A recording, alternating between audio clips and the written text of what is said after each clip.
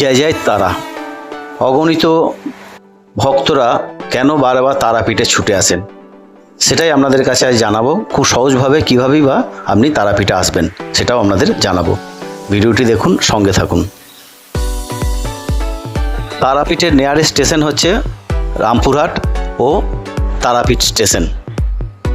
দুটোর মতো যে কোনো স্টেশনে নামলেই হবে। আমি এখন আছি তারাপীঠ স্টেশনে। এই তারাপীঠ স্টেশন থেকে আপনাকে আসতে হবে মনসুবা মোড়। দেখছেন, এটা হচ্ছে মনসুবা মোড়ের তারামায়ের গেট, মোটামুটি 5 কিলোমিটার। সবচেয়ে সহজ হবে রামপুরহাট স্টেশন বা তারাপীঠ স্টেশন থেকে মনসুবা গেট আসুন। সেখান থেকে আপনি ডাইরেক্ট তারাপীঠ মন্দির যেতে পারবেন 20 টাকাতে। আমি এখন টোটো করে মায়ের মন্দিরে চললাম দর্শনের উদ্দেশ্যে।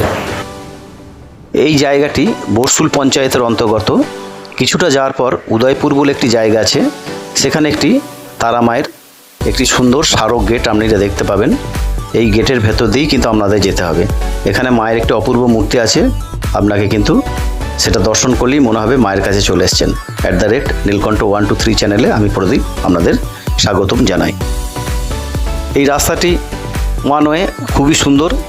খুব সহজেই 10 মিনিটের মধ্যেই আপনারা পৌঁছে যাবেন মায়ের মন্দিরে। আপনারা এই রাস্তা ধরে কিছুটা এলেই এরকম বড় বড় হোটেল বা মল বা রিসর্ট আপনারা কিন্তু দেখতে পাবেন। এগুলি আপনাদের সামর্থ্য অনুযায়ী আপনারা বুকিং করে নেবেন। পশ্চিমবঙ্গের খুব কম জায়গাতেই এত বড় বড় হোটেল বা রিসর্ট আপনারা কিন্তু কমই দেখতে পাবেন। এই জায়গাটা হচ্ছে টোটো স্ট্যান্ড। আপনারা নিয়ারেস্ট স্টেশন রামপুরহাট কিংবা তারাপীঠে যেতে চাইলে এখান থেকে আপনারা অনায়াসে টোটো পেয়ে যাবেন। এই জায়গাটা হচ্ছে হোটেল রাজমহল, তার উল্টো দিকে। এবং এইখানে কিন্তু একটি বামদেবের একটি বিশাল বড় স্ট্যাচু আছে, খুবই সুন্দর। আপনারা অবশ্যই এখানটা দেখবেন।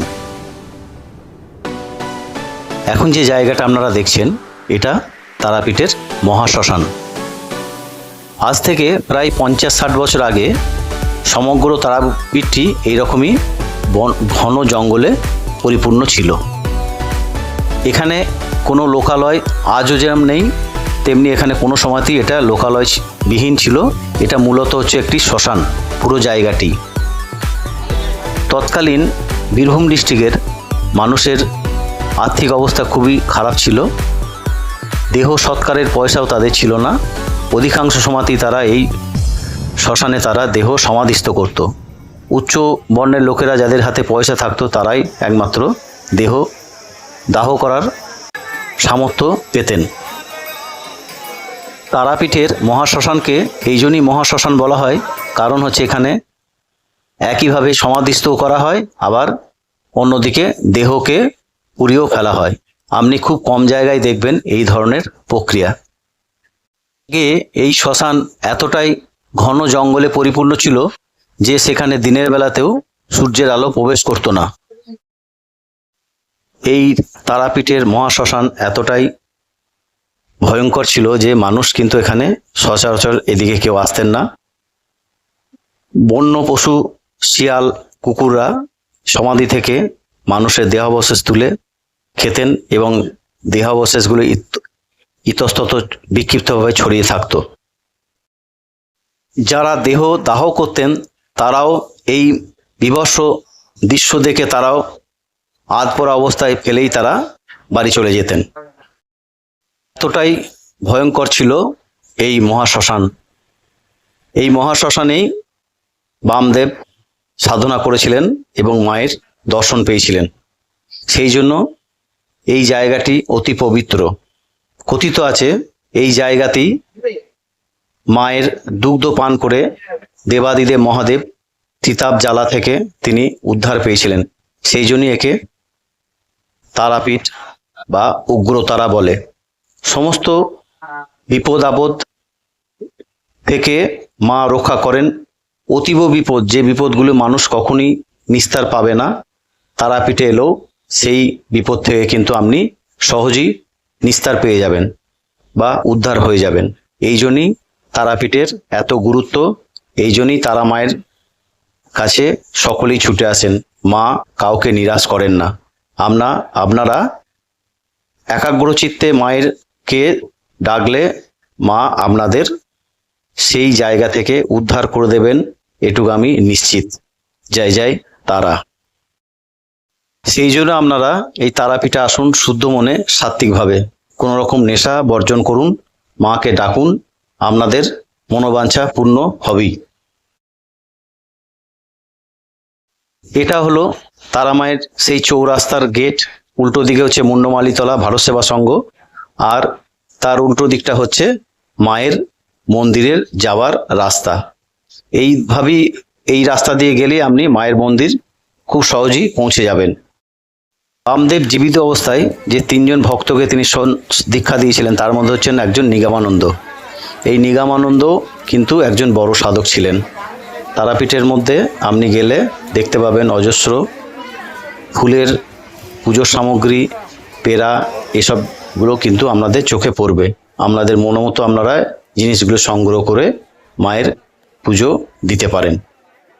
বর্তমানে তারাপীঠ এখন আর সেই শ্মশানও নেই, এখন কর্পোরেট শহর এবং কালারফুল শহর। দেখুন, এটা হচ্ছে তারা মায়ের মূল গেট। এইখান দিয়ে কিন্তু আপনাদেরকে যেতে হবে মায়ের মূল মন্দিরে। আমি মূল মন্দিরে প্রবেশ করেছি, প্রচুর ভক্ত সমাগম। এটা হচ্ছে মায়ের ক্ষীরপুকুর। যে ক্ষীরপুকুর জয় দত্ত তার কাটা মাছ এখানে ধুতে এসে মাছগুলো জ্যান্ত হয়ে গিয়েছিল, এতটাই পবিত্র। বর্তমানে পুকুরটি সংস্কার চলছে। আপনারা এই পুকুরে এলে অবশ্যই জল স্পর্শ করবেন, আপনাদের অনেক রোগ থেকে মুক্তি পাবেন। মন্দির কমপ্লেক্সের মধ্যেই বিষ্ণু ও ষষ্ঠী মাতার মূর্তি অবশ্যই আপনারা দর্শন করবেন। একটা প্লেটের মধ্যে কোষ্ঠী পাথরের মূর্তিটি আপনার ভালো লাগবে। মায়ের মূল ভক্ত বামদেবের এখানে একটি প্রস্তর মূর্তি আছে, এটাও আপনারা দর্শন করবেন। এবং তার পাশে গণপতি মহারাজ, সেখানেও আপনারা কিন্তু দর্শন করতে পারেন। আজ শনিবার মায়ের ভোগ প্রসাদ বিতরণ হবে, সেই জন্য ভক্তরা কিন্তু বসে আছে লাইন দিয়ে। আপনারাও চাইলে এখান থেকে ভোগ প্রসাদ পেতে পারেন। এখন আমরা এসেছি বামা মিশন। বামদেবের মৃত্যুর পর এই বামা মিশন গঠিত হয়েছিলেন। একটি সুন্দর মর্মর মূর্তি আছে, অবশ্যই আপনারা এখানে আসবেন। বামদেবের প্রিয় ছিল সারমেয় অর্থাৎ কুকুর, সেই জন্য দেখুন একটি কুকুরও কিন্তু এখানে বসে আছে। এক অলৌকিক জায়গা, আপনাদের ভালো লাগবে এটুকু আমি বলতে পারি। মায়ের কাছে আসুন শুদ্ধ ভক্তি নিয়ে, কোনো রকম আনন্দ করার জন্য এখানে কিন্তু না আসাই ভালো। আপনারা এখন যে মন্দিরটি দেখছেন, এটা ভারত সেবা সংঘের বিষ্ণু মন্দির। এই মন্দিরটি দুপুরবেলায় বন্ধ আছে, সেই জন্য আপনাদের দেখাতে পারলাম না। পরবর্তী ভিডিওতে এই মন্দিরের সমস্ত অংশটা আপনাদের দেখাবো। ভিডিওটি দেখুন, ভালো লাগলে শেয়ার করুন, কিছু বলার থাকলে কমেন্টসে আমাকে জানান। সামনের শনিবার হচ্ছে ফলহারিণী অমাবস্যা, অবশ্যই তারাপীঠে আসুন, মাকে পুজো দিন। হর হর মহাদেব।